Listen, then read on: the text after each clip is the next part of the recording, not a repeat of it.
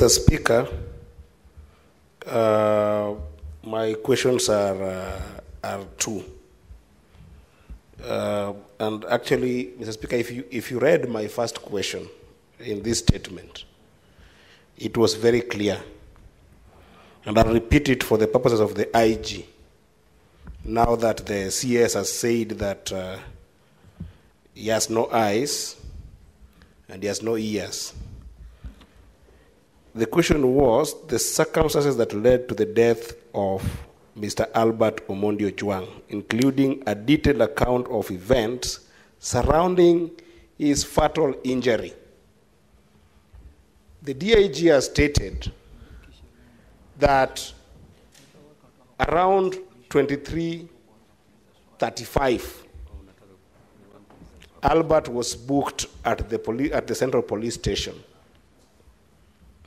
And he has stated that Albert was booked after an assessment had been done that he was in good condition, he was in good mental condition, as well as physical condition. The question I'm asking the IG, who beat Albert to the conditions that he was found the next day in the morning when he was taken to the hospital? What happened at that night is what we want to know. And alongside that, Mr. Speaker, the IG is on record having stated in the media that Albert hit his head on the wall. Who gave him that information? And does he still stand by that information, given what IPOA said of the autopsy report? That is what I want to know. What happened in that night? Thank you, Mr. Speaker. Senator Methu. Senator Methu, no speeches. Thank you very much. I'll be very, very direct to the point, Honorable Speaker. And Honorable Speaker, having listened to the man who, in my opinion, now carries the man who was supposed to give us the evidence of the chronology of what happened, I am of this opinion, Honorable Speaker. We were told that the complainant is the Deputy Inspector General of Police. I'm of this opinion, Honorable Speaker, that from what the Inspector General of Police has said, it is my opinion that the evidence he has put together is the corrected evidence. And I'll give two examples of why I am of the opinion that the Inspector General wants to just cover his deputy. He says that, Mr. Speaker, he says that the complainant lodged a complaint on the 4th of June.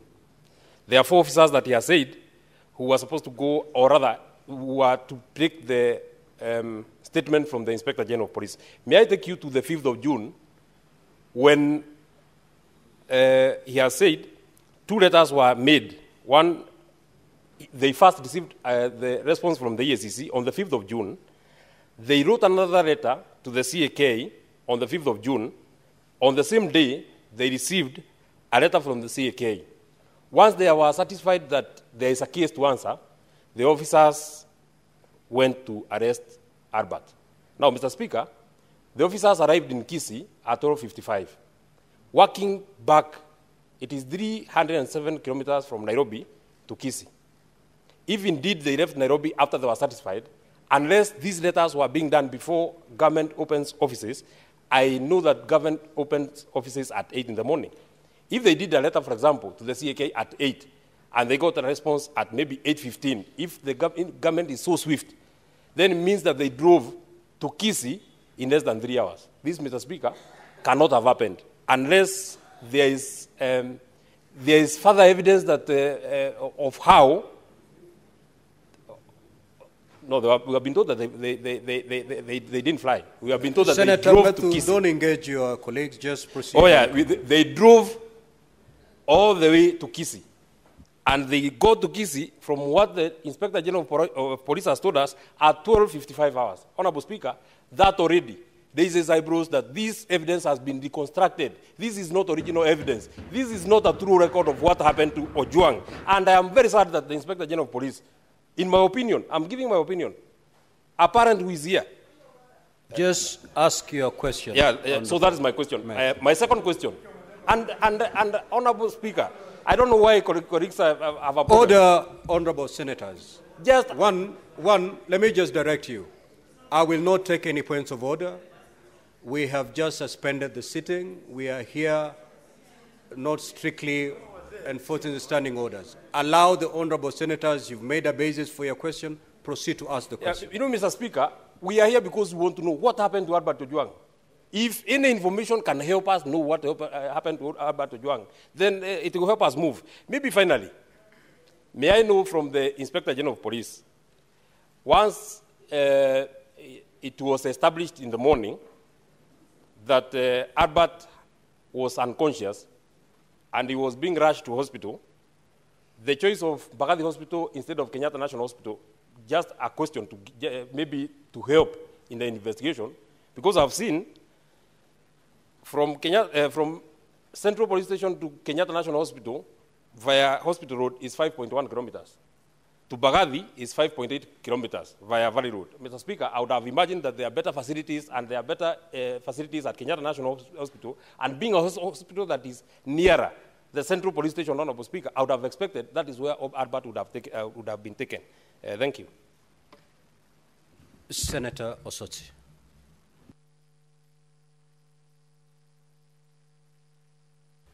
Thank you, Mr. Speaker. Mr. Speaker, I've listened to the IG very keenly, but I would like to know what brief, the specific brief that led to the suspension of the officers at Central Police Station.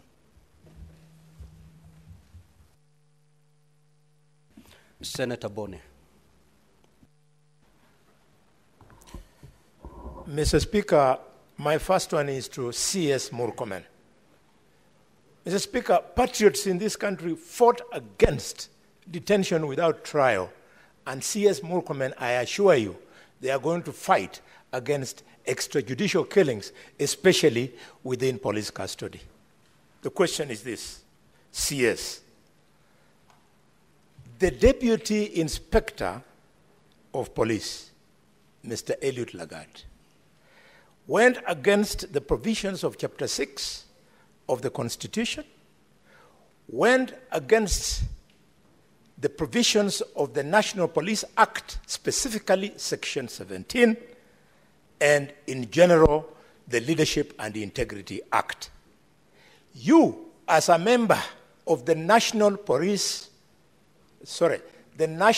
Security Council, where you sit together with the IG, both of you are present here.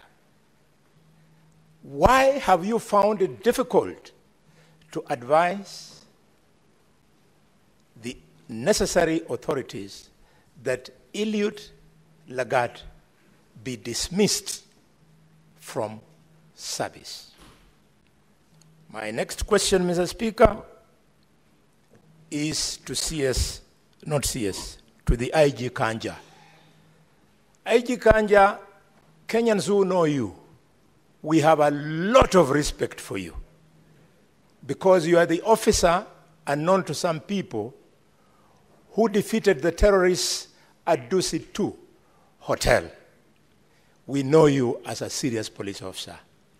We've been wondering why these killings under you, and now that Lagat is the person we have found to be who he is, we can now very well see who has been undermining you. I therefore want to appeal to you. Tell this country, a spokesman by the name of Mushiri Nyaga, the police spokesman, he misrepresented material facts. He attempted to conceal this killing. He went and interfered with the circumstances of the crime by stating that Omondi Ojwang hit his head on the wall. IG Kanja, why have you not arrested him? He has information which in his statement under arrest will help to point fingers at who gave him this deliberate statement so as to do what I have said above. Finally, Mr. Speaker, back to Kanja and or Amin. IPOA has now told us the names of the officers from DCI who went to Migori to go and arrest Ojwang. Can you tell the country how it came to pass that Ojwang was moved all the way, Ojwang,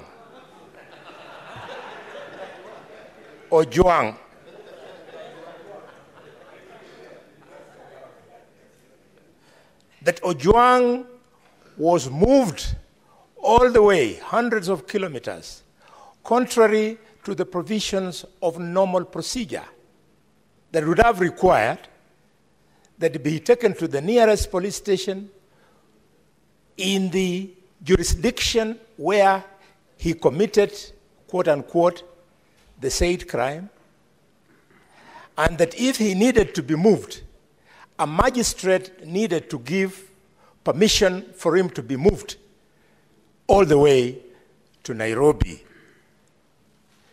Could you, IG, tell us why you have found it difficult to arrest these officers? And their names are a little bit disturbing. You tell us why you have not arrested them? Because they're the only ones who were with this young man from the last time the parents saw him well and alive up to the time they came to Nairobi for the country to be told that the young man was dead. Finally, Mr. Speaker, I want to appeal to C.S. Murkomen. C.S. Murkomen, the National Security Council, where you sit, is charged with promoting and guaranteeing security of the country. And you have the audacity to come and face the Parliament of Kenya and tell Kenyans that you don't see, you don't know. C.S. Murkomen, please, for the respect of this young man, you are yet to grow a child up to the age of 31. Can you immediately resign? You are not fit to be in that docket. Please, I beg you, it is not personal. And if you think I'm joking, you are a well-read man. You know that in 2011, in Tunisia, a street hawker by the name of Mohamed Bouazizi was killed. And people came into the streets, and the government of President Ben Ali was overthrown. You truly don't know what you're playing with. Please resign. You cannot be an inspiration to be in cabinet. Senator Madzayo.